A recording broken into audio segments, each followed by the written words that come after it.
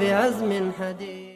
He wasn't a mercy just 14 centuries ago. He was a mercy 14 centuries ago and all the way to the judgment day. Muhammad sallallahu alayhi wasallam was the Mahdi. Described, when you see him, you see truth in his face. Muhammad sallallahu alayhi wasallam lived a humble life. In his house, even though he could have got more, all he had for months and months was dates and bread. That's all he lived on. Muhammad sallallahu alayhi wasallam, maybe his wife says, 3 months we never cooked anything in our house. He was the most hygienic, clean man to walk on the face of the earth. He loved cologne, and from a miracle from Allah, his sweat that came from him was in itself smelling like cologne. Sallallahu alayhi wasallam. That's our beloved. His tears were sweet, and sweeter was his cries when he cried to Allah, and when he cried in agony for what his nation was going through, and when he cried in sympathy for his followers that are going to come after him, us insha'Allah ta'ala. That was Muhammad sallallahu alayhi wasallam. We love this man dearly. Not a single Muslim would not wish to be his heartbeat.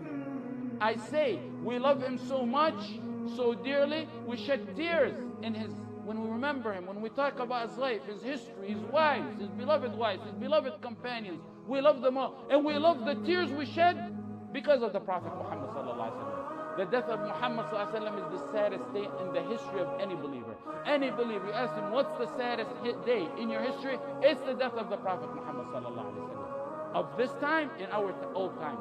Of old times, Bilal radiallahu anhu, his companion, a man who was just the ex-slave who the Prophet ﷺ's best friend freed.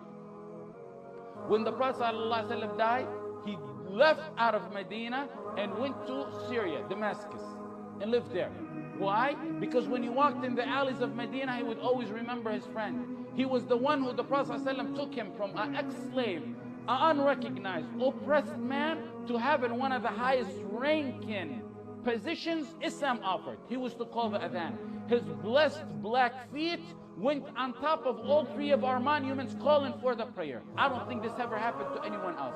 He went on top of the Prophet ﷺ's mosque in Medina. He went on top of the Kaaba, and he went on top of Jerusalem when the Umar radiallahu anhu went there. He was a man who left because he agonized as to how he's going to walk in the alleys without the Prophet being his right-hand man. When they had the heart-to-heart chats in the morning, because they would be the only 2 walking together, waking up early because one called the adhan and one got up for prayer early. Anas ibn Malik in Sahih Bukhari, he said, I served the Prophet Muhammad sallallahu alaihi wasallam for 10 years. Listen to our Prophet, who he was and what he was about. For 10 years, never did I hear the word of, a minor word denoting impatience. Of. I never heard of from him. I served him for 10 years, I never heard of. And I never did he tell me, why didn't you do this, or why did you do this? Even when he's wrong. Can you live for someone for 10 years? Can you ever tell me of anyone who lived with someone for 10 years and never even got in some kind of argument with him? This was his servant. When he made mistakes, he wouldn't tell him off. He wouldn't say, why did you do this? Why didn't you do this? He passes by kids, he gives them attention. He passes and he hears a little boy that he used to joke around with, Abu Umayr. Abu Umayr wasn't attending where the Prophet ﷺ was for some time. He asked, where's Abu Umayr? He said, Abu Umayr's the little bird that he used to play with died, and he's crying over him. So the Prophet ﷺ goes to his house and he says, Abu Umayr, how's your bird? And he goes around him and stays around him until he makes sure that boy is now feeling comfortable and laughing again. That was the Prophet Muhammad ﷺ. He passes by an orphan. He hugs them and puts his hand on their head and tells us that we get rewards for doing the same.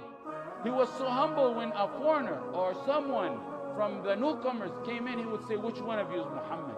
Humble in his dressing, in his looks, in his appearance. He was the man who they would say, which one of you guys is Muhammad sallallahu alaihi wasallam? Messengers from the enemies who sent messengers, like the Romans and Persians, when they seen the Prophet Muhammad sallallahu alaihi wasallam, they said, we seen kings, we seen leaders, but we never seen a man beloved who's loved by his people like the Prophet Muhammad sallallahu alaihi wasallam. Allah put this in our hearts. It doesn't happen by casually like that. We Muslims, now this is geared toward the Muslim.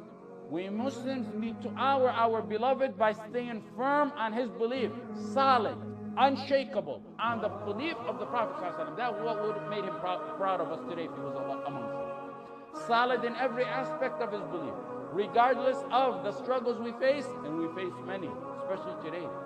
The real meaning of patience is to remain firm on your belief.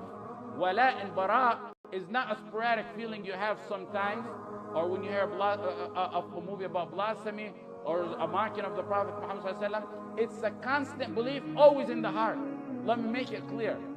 And I'm not known to sugarcoat anything.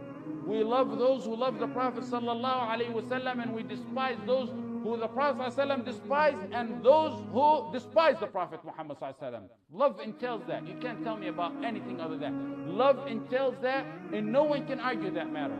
We Muslims need to honor our beloved by following his sunnah before his fard. That's how we love him. That's how we cherish him. That's how we show our love to him. Back in the day, in the Sahaba's day, in the Tabi'in's day, the scholars' day, they used to follow a sunnah because it's a sunnah. Today, we don't follow a sunnah because it's a sunnah. Oh, that's a sunnah? Sunnah is a non-obligatory matter in Islam. Oh, that's a sunnah? We're not going to follow it. Back in the day, they followed it because it was a sunnah.